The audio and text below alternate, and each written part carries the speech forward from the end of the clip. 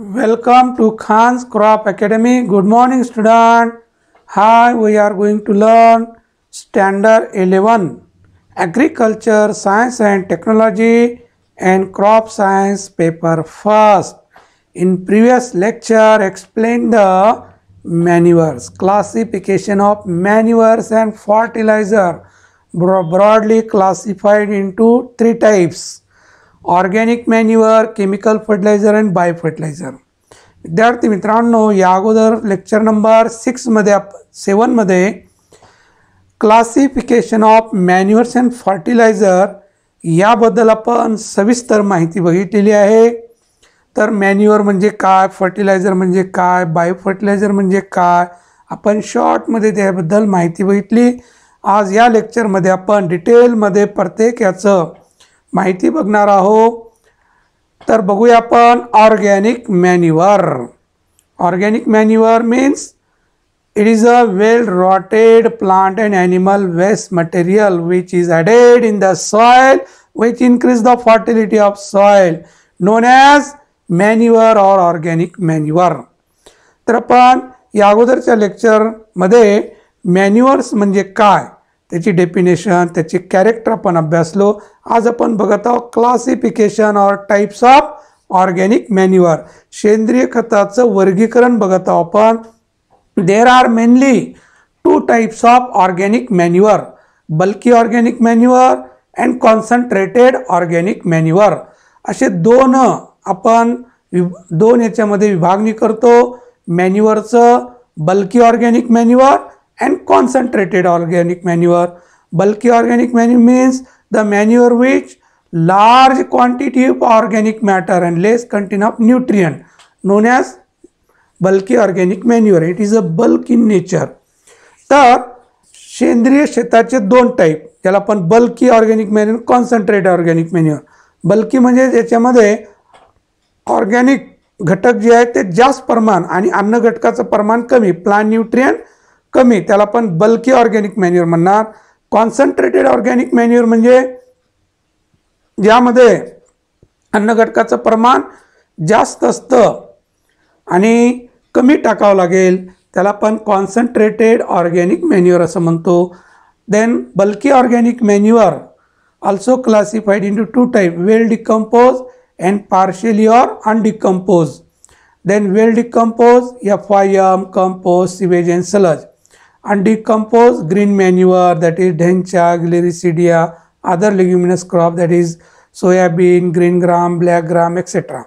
तर bulky organic मॅन्युअरचे दोन, तसं आपण बल्की ऑर्गॅनिक मॅन्युअर म्हटल्यानंतर हे सगळं एकत्रच येतं, पण टेक्स्टबुकमध्ये हे थोडं विभागणी केलेली आहे. कारण हे अनडिकम्पोज मटेरियल आपण शेतामध्ये गाठतो, हे डिकम्पोज झालेलं नसतं, फ्रेश प्लांट असतं, फ्रेश पीक असतं आणि ते पीक आपण नांगरणीच्या सहाय्याने जमिनीमध्ये गाठतो, म्हणून त्याला अनडिकम्पोज्ड ऑर्गॅनिक मॅन्युअर असं म्हटलेलं आहे. कारण की जमिनीमध्ये टाकताना किंवा त्याला नांगरणी करताना तो डिकम्पोज मटेरियल नसतं. बाकी जे वेल डिकम्पोज FIM शेणखत हे कुजल्यानंतर आपण शेतामध्ये टाकतो, कंपोस्ट ही पूर्ण कुजल्यानंतर टाकतो, सिवेज अँड सलज ही डिकम्पोज झाल्यानंतरच टाकतो, परंतु हे फ्रेश टाकतं, म्हणून दोन गट तयार केले. तसं एकत्रच ग्राह्य धरलं जातं. यामध्ये व्हर्मी कंपोस्ट सुद्धा येतं. कोणतं? व्हर्मी कंपोस्ट, पण इथं एक्झाम्पल दिलेलं नाही. Next, concentrated organic manure also classified into two type, plant origin, that is oil cake, and animal origin. आता कॉन्सन्ट्रेटेड म्हणजे ज्यामध्ये अन्न घटकाचं प्रमाण जास्त. तर दोन टाईप्स आहेत त्याचे, ज्याला आपण वनस्पतीजन्य, प्राणीजन्य.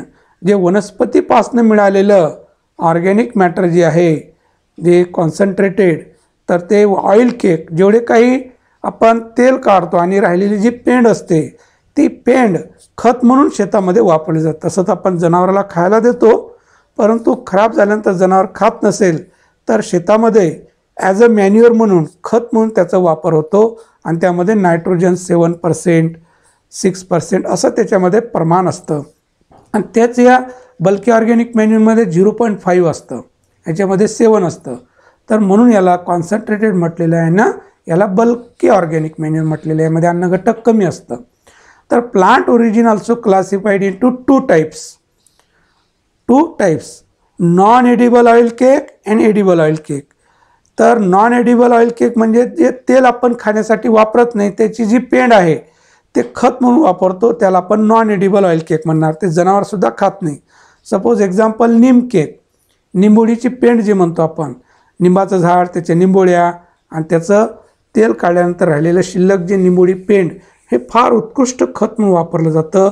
एकतर अन्नघटकही असतं आणि व्हर्मिसायडल प्रॉपर्टी असते. कोणतं असतं? व्हर्मिसायडल प्रॉपर्टी, म्हणजे जमिनीमध्ये जे सतकुर्मी असतात त्याचं नायनाट करतं. आणि जे अँटीफंगल कॅरेक्टरसुद्धा असतं, जे जमिनीमध्ये फंगल ऑर्गॅनिझम असतात त्याचंही नायनाट होतं यामुळं. म्हणून फळझाड, जे महागडे फळं वगैरे असतात त्या झाडांना हे पेंड वगैरे वापरली जाते. संत्रा आहे, द्राक्षे आहेत यासाठी. नंतर जट्रोफा म्हणून आहे, करंजी म्हणून आहे, हे नॉन एडिबल ऑइल केक. आणि एडिबल ऑइल केक म्हणजे जे तेल खाण्यासाठी वापरतो त्याची जी पेंड आहे, भुईमुगाची पेंड, सूर्यफुलाची पेंड, करडीची पेंड, मोहरीची पेंड, जवसाची पेंड, जेवढे तेल काढतो आपण, कॉटन केक आहे ना, तर जेवढे तेल आपण काढतो आणि ते खाण्यासाठी तेल वापरलं जातं त्याची जी पेंड असते ते एडिबल ऑइल केक, ते सुद्धा आपण जनावराला खायला देतो. आणि राहिलेली जे खराब झालेली आहे ते जमिनीमध्ये आपण खत म्हणून त्याचा वापर करतो. तर समजलं असेल तुम्हाला बाळांनो. तर हे लिहून घ्या. आपण बघत असताना नोटबुक आणि पेन सोबत ठेवा आणि नोट करत चला. तर तुम्ही स्वतः काढलेली नोट्स हे लक्षात राहतं. हे बघून तुम्ही लिखाण करत चला. फक्त बघायचं काम करायचं नाही, बघणं लिहिणं हे दोन्ही काम असायला पाहिजे. तर नेक्स्ट बघूया आपण ॲनिमल ओरिजिन, ज्याला आपण प्राणीजन्य सेंद्रिय खत म्हणतो. प्राण्यापासून मिळालेलं, जसं की ब्लड मिल आहे, बोन मिल आहे, फिश मिल आहे, मीट मिल आहे. तर these are the animal origin concentrated organic manure. आता ब्लड मिल, स्लॉटर हाऊसमध्ये भरपूर असं रक्त हे होतं आणि ते गोठतं आणि त्याची पावडर तयार करून शेतामध्ये टाकता येते. त्याच्यामध्ये भरपूर फॉस्फरस असतं. बोन मिल, हाडं वगैरे, प्राण्यांची हाडं, याला बारीक करून म्हणजे पावडर फॉर्ममध्ये शेतामध्ये वापरलं जातं. अगोदर हे रासायनिक खत नव्हते, तर तेव्हा हे फॉस्फरस म्हणून याचा वापर करत होते. हाडाचा बुकटा. फिश मिल आहे, जेवढे काही फिश आहे जे खाण्याजोगे नाही आणि तेल काढून शिल्लक राहिलेलं जे असतं, जे फिश म्हणजे माणसं खात नाही, अशा फिशचं बारीक करून पावडर फॉर्म ते खत म्हणून वापरता येते. नंतर मीठ, जे मीठ खात नाही आहे ना, तर ते मीठ पावडर तयार करून शेतामध्ये खत म्हणून त्याचा वापर केला जातं. तर these are the animal origin concentrated organic manure. समजलं असेल. Organic manure classified into two type, bulky, concentrated. Bulky well rotted, partially or undecompose. त्याची उदाहरणं लक्षात ठेवायचं. FYM म्हणजे फार्म यार्ड मॅन्युअर म्हणजे शेणखत. कंपोस्ट, कुंजलेलं खत, जे आपण प्लांट, जे काही वनस्पती आहेत त्याला एका खड्ड्यामध्ये काळी कचरा टाकून आपण कुंजवतो. झाडाचा पालापाचोळा ते कंपोस्ट. सिवेज अँड सलज, मोठ्या शहरामध्ये जे काही ह्युमन एक्सक्रेटा वाहून जातं ड्रेनेज चॅनलमध्ये ते जमा केलं जातं, ते सिवेज अँड सलज. वर्मी कंपोस्ट आहे. दुसरं ग्रीन मॅन्युअर, हे अनडिकम्पोज मटेरियल असतं. हे अंडर डिकम्पोज्ड मीन्स जमिनीमध्ये त्याला कुंजवायला टाकतात.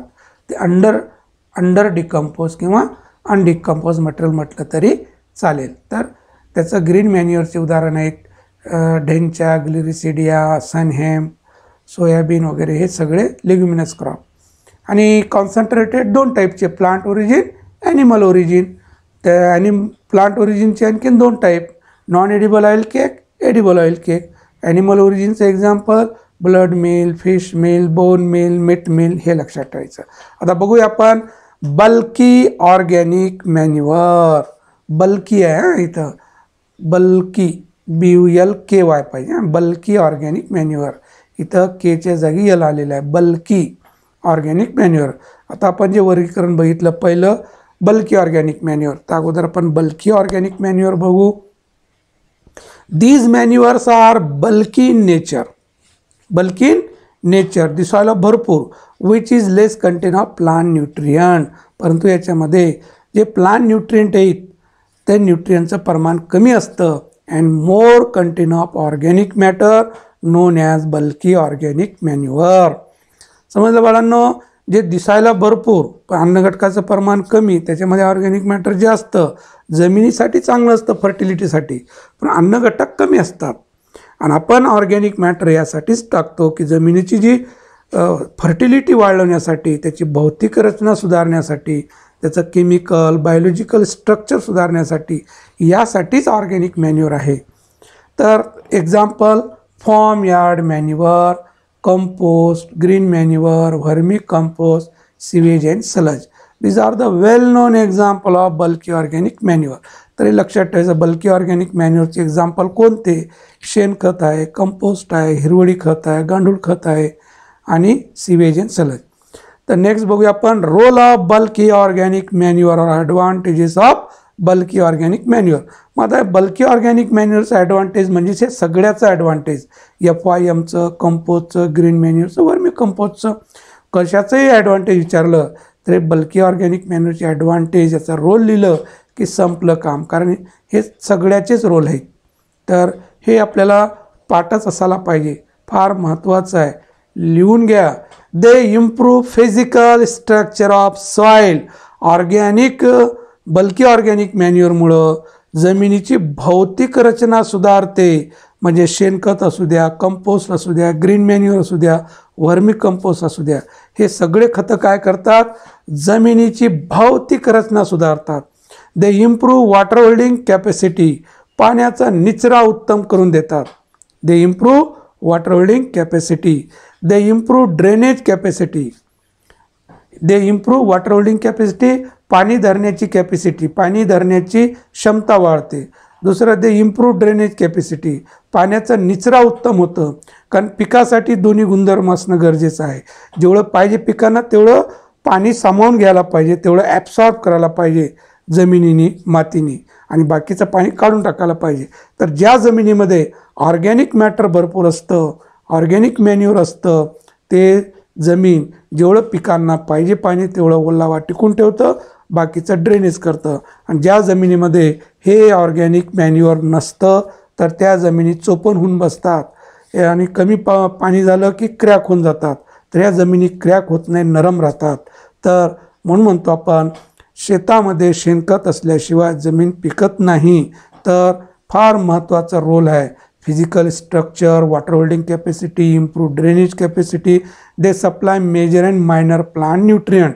हे जे खते आहेत हे सगळे मेजर आणि मायनर प्लांट न्यूट्रियंट जे आपण अभ्यासलो, 13 अन्नघटक याच्यामध्ये असतात. बाकी जे रासायनिक खतं असतं त्याच्यामध्ये पर्टिक्युलर असतं. युरिया म्हटलं की नायट्रोजन, सिंगल सुपरफॉस्फेट म्हटलं की फॉस्फरस असतं, म्युरेट ऑफ पोटॅश म्हटलं की पोटॅश असतं त्याच्यामध्ये, बाकी अन्नघटक नसतं. पण याच्यामध्ये सगळंच असतं, मेजर आणि मायनर, परंतु कमी प्रमाणामध्ये असतं. They increase fertility of soil. जमिनीची सुपीकता वाढ करण्यामध्ये याचं महत्त्वाचा रोल आहे. They increase activity of micro organism in the soil. जमिनीमध्ये असणाऱ्या मायक्रो ऑर्गॅनिझम संख्या वाढते, कारण त्याला खायला मिळतं. कारण ऑर्गॅनिक मॅटर जे आहे, ऑर्गॅनिक मॅन्युअर जे आहे, हे सूक्ष्मजीवाणूचं, मायक्रोऑर्गॅनिझमचं खाद्य असतं. आणि हे बेनिफिशियल मायक्रोऑर्गॅनिझम जमिनीमध्ये असणं पिकासाठी फार चांगलं असतं. हे प्लांट न्यूट्रियंट अवेलेबल फॉर्ममध्ये करून देतात आणि त्यामुळं हे पिकासाठी फार महत्त्व असतं. The maintain soil pH. जमिनीचं समूह मेंटेन करण्यासाठी ऑर्गॅनिक मॅन्युअर महत्त्वाचं आहे, म्हणजे बल्की ऑर्गॅनिक मॅन्युअरचं कार्य आहे. They maintain soil temperature. जमिनीचं तापमान मेंटेन करण्यासाठी हे बल्की ऑर्गॅनिक मॅन्युअर महत्त्वाचं रोल आहे. तर these are the role of bulky organic manure और advantages of FYM, compost, green manure, vermi compost. कशाचंही ॲडव्हान्टेज विचारलं तर हे रोल लिहिलं तरी चालतं, वेगळे त्याचे ॲडव्हान्टेज नाही, सगळेच हेच आहेत. नेक्स्ट, लिमिटेशन और disadvantages of bulky organic manure. तर बल्की ऑर्गॅनिक मॅन्युअरचे तोटे काय आहेत, त्याचे लिमिटेशन काय आहेत? They supply less quantity of nutrient. याचा तोटा काय, म्हणजेच यामध्ये अन्नघटकाचं प्रमाण कमी असतं, रासायनिक खतामध्ये अन्नघटकाचं प्रमाण जास्त असतं. They are bulky in nature. हे दिसायला भरपूर, कारण बैलगाडीनं ट्रॅक्टरनं घेऊन टाकावं लागेल आपल्याला 20 ट्रॅक्टर 50 ट्रॅक्टर 20 गाड्या 50 गाड्या म्हणजे एवढं क्वांटिटीमध्ये टाकावं लागतं. They are difficult to transport, म्हणून हे ट्रान्सपोर्टेशन करण्यासाठी डिफिकल्ट होतं. एवढं लार्जर क्वांटिटी भरण्यासाठी ट्रान्सपोर्ट करण्यासाठी खर्च जास्त येते, कच्चा माल असतं है ना. They require more cost for transportation, याचा खर्च वाढतं, ट्रान्सपोर्टेशनचं खर्च वाढतं. They are costly as compare to fertilizer. आता अन्न घटकाचं कम्पॅरिझन केलं आपण तर रासायनिक खतामध्ये अन्न घटक जास्त असतं म्हणून ते स्वस्त दरामध्ये मिळतं आणि हे आपल्याला महागमध्ये पडतं. परंतु सेंद्रिय खत म्हणजे बल्की ऑर्गॅनिक मॅन्युअर हे फक्त अन्न घटकासाठी टाकत नाही आपण, तर जमिनीची सुपीकता वाढण्यासाठी आपण टाकतो. त्यासाठी प्रत्येक शेतकऱ्यांनी हे बल्की ऑर्गॅनिक मॅन्युअर शेतामध्ये वापरायला पाहिजे. कॉस्टली असं तरी चालेल परंतु त्याला डबल फायदा आहे.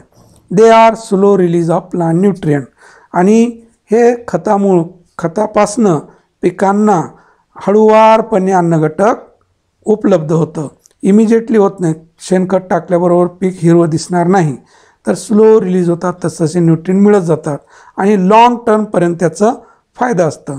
1 वर्ष घातलं तर 3 वर्षापर्यंत त्याचा परिणाम त्या शेतामध्ये राहणार.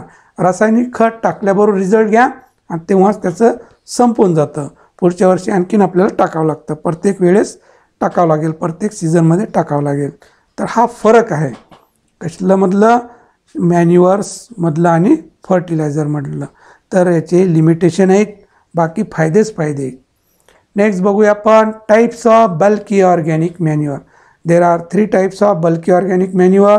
FYM, compost, green manure, vermi compost. हे 4 उदाहरणं वेल नोन उदाहरणं आहेत बल्की ऑर्गॅनिक मॅन्युअरचे. मग आता बघूया आपण what is mean by FYM.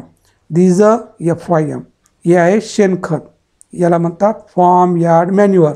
जनावरांच्या गोठ्यामधून जमा केलेलं खत त्याला आपण सेंद्रिय आपला शेणखत असं म्हणतो आपण. यामध्ये शेण असतं, त्याचं मूत्र असतं आणि त्यांनी तुडवलेलं जे काही काडी कचरा आहे खाण्यासाठी टाकलेलं, ते पायामध्ये वगैरे तुडवलेलं, हे सगळं जमा करून आपण एका उखंड्यामध्ये जमा करतो. आणि ते कशासाठी जमा केलं जातं, डिकम्पोज होण्यासाठी. आणि उन्हाळ्यामध्ये आपण हे पूर्ण शेतामध्ये टाकतो. तर हे दरवर्षीचं शेतकऱ्याचा कार्यक्रम असतं, खेडी भागामध्ये शहरी भागामध्ये सुद्धा. तर हे आहे FYM. काय FYM? तर what is mean by FYM? It is a well decompose mixture of solid and liquid animal excreta with litter known as farm yard manure. Farm yard manure म्हणजेच का, well decompose mixture of solid and liquid. Solid means cow dung म्हणजे शेण, liquid means urine, animal excreta है ना. तर animal excreta solid आणि लिक्विडच्या रूपात जे देतं, एक्सक्रेटा जे मिळतं आपल्याला शेण आणि मूत्र, त्याबरोबर लिटर म्हणजे जे काही जनावराला आपण कडबा टाकतो, गवत टाकतो, गुढी टाकतो आणि ते त्यांनी खाऊन शिल्लक राहिलेलं जे आहे इकडं तिकडं पायामध्ये तुडवताळव करतात आणि सकाळी आपण उठल्यानंतर ते सगळं जमा करून शेण मूत्र आणि ते पालापाचोळा जे पायामध्ये तुडवलेलं आहे ते सगळं जमा करून आपण उखंड्यावर नेऊन टाकतो. तर या घटकाला आपण काय म्हणणार, फार्म यार्ड मॅन्युअर, शेणखत. काय म्हणणार, शेणखत. It content 0.5% nitrogen, 0.2% phosphorus and 0.5% potash. आता या FYM मध्ये, या शेणखतामध्ये अन्नघटकाचं प्रमाण कसं असतं, 0.5% नायट्रोजन, 0.2% फॉस्फरस आणि 0.5% पोटॅश.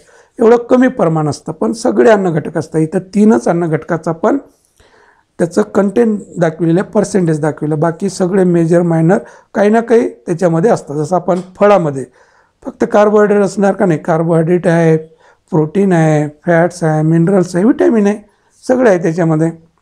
बनाना घेतलं की रिच कार्बोहायड्रेट, पण बाकी पण आहे ना त्याच्यामध्ये, प्रोटीन असतं, फॅट्स असतं, मिनरल विटॅमिन असतं. फक्त कार्बोहायड्रेट आहे का बनानामध्ये, नाही, जास्त प्रमाण कार्बोहायड्रेटचं आहे. तर असं आपल्या शेणखतामध्ये सगळंच असतं. आपण बल्की ऑर्गॅनिक मॅन्युअर, सगळ्याच ऑर्गॅनिक मॅन्युअरमध्ये मेजर आणि मायनर प्लांट न्यूट्रिएंट असतात, हे आपण अगोदरही बघितलं. तर याचं महत्त्व तेच आहे, जमिनीची सुपीकतेमध्ये वाढ करणे. It is most common example of organic manure. हे फारच महत्त्वाचं घटक आहे. ऑर्गॅनिक मॅन्युअरचं वेल नोन एक्झाम्पल आहे. तर प्रत्येक शेतकरी आपल्या शेतामध्ये शेणखत टाकतो. Example cattle manure, sheep penning, poultry manure. आता शेणखतच नाही तर FYM म्हटलं की सगळंच आलं. कॅटल मॅन्युअर आलं, शीप पेनिंग आहे ना, शीप म्हणजे मेंढी, गोट आहे ना, शेळी, मेंढ्या याचंही मलमूत्र सगळं. पोल्ट्री मॅन्युअर आहे ना, पोल्ट्री फार्म जिथं असतं कोंबड्याचं जे ड्रॉप आहे ते, हे सगळं खतच आहे. म्हणजे कोणतं FYM आहे, कोणतं FYM, फार्म यार्ड मॅन्युअर. पण जास्त करून कोण शेणखताचं जास्त कॉमन एक्झाम्पल आहे ना. तर जेवढे काही जनावराचं विष्ठा, आता ते गाई असो, म्हशी असो, हॉर्स असो, डॉंकी असो, पिग असो, सगळ्याचं वेस्ट मटेरियल आहे ना, हे सगळं फार्म यार्ड मॅन्युअरमध्ये, कॅटलचं असो, शिपचं असो, गोटचं असो, पोल्ट्रीचं असो, सगळ्याचं हे खत म्हणून वापर होतं. त्याला फार्म यार्ड मॅन्युअर म्हणतात. नेक्स्ट बघूया आपण compost. This is the bulky organic manure obtained from the decomposition of organic waste with the help of the action of microorganism. तर कंपोस्ट म्हणजे कुंजलेलं. आता काळी कचरा, शेतामधलं जे काही वेस्ट आहे, जनावर खात नाही ते मटेरियल आहे, एका खड्ड्यामध्ये आपण काय करतो, जमा करतो, ते डिकम्पोज होतं आणि ते खत म्हणून, कंपोस्ट म्हणून त्याचा वापर होतं. Rural compost made from farm waste and house refuse. तर घरामधलं काळी कचरा म्हणा, शेतामधलं, एका खड्ड्यामध्ये आपण डिकम्पोजला टाकतो. Urban compost made from town waste. तर शहरामधलं हे कोणतं असतं, टाऊन वेस्ट आहे ना, दररोज जे जमा केलं असतं घरामधलं ते टाऊन वेस्ट, तर एक कंपोस्टमध्ये मोडतं. तर यामध्ये ॲनिमल वेस्ट मटेरियल राहत नाही, प्लांट रेसिड्यूज, जे काही घरामध्ये भाजीपाला वगैरे तोडलेलं वगैरे सगळं अशा पद्धतीनं हे कंपोस्ट पीठ इथं आपण जमा करतो. ह्या पद्धतीने जमा केलं जातं. काही काळापर्यंत 3-4 महिने खड्ड्यामध्ये राहिलं की कुजण्याची क्रिया होतं, मायक्रोनिझमची वाढ होते. या पद्धतीने ते खत तयार होणार. याला म्हणतात कंपोस्ट. सगळं काळी कचऱ्यापासून तयार झाले. याच्यामध्ये शेण नसतं, ॲनिमल वेस्ट मटेरियल नसतं, ॲनिमल एक्सक्रेटा नसतं, ते सोडून बाकी सगळं मटेरियल घरामधलं, तर याला आपण कंपोस्ट म्हणणार. तर विद्यार्थी मित्रांनो, या पद्धतीनं प्रत्येक शाळेमध्ये किंवा घरामध्ये, शेतामध्ये एक कंपोस्ट पीठ असायला पाहिजे. गार्डनमध्ये वगैरे जे काही झाडाचा पाला पाचोळा आहे सगळे या खड्ड्यामध्ये पुरवायला पाहिजे, म्हणजे जमा करायला पाहिजे. तर चांगलं कंपोस्ट मिळते बघा. आणि हे पिकासाठी फार उपयुक्त असतं, जमिनीच्या सुपीकतेसाठी फार गरजेचं असतं. विद्यार्थी मित्रांनो, व्यवस्थित आपण डिटेलमध्ये बघितलं तर व्यवस्थित तुम्ही लिखाण करून घ्या आणि दिवसातून फक्त अर्धा तास द्या क्रॉप प्रोडक्शनसाठी, क्रॉप सायन्ससाठी, ॲग्रिकल्चर सायन्स अँड टेक्नॉलॉजीसाठी. इतरांना शेअर करा. मजा येत आहे बाळांनो. कमेंट्स करा, काही प्रॉब्लेम असेल सबस्क्राईब करा, नोटिफिकेशन मिळत राहणार आणि तुम्ही व्हिडिओ घरी बसून व्यवस्थित बघत राहणार. थँक्स. जय जवान, जय किसान.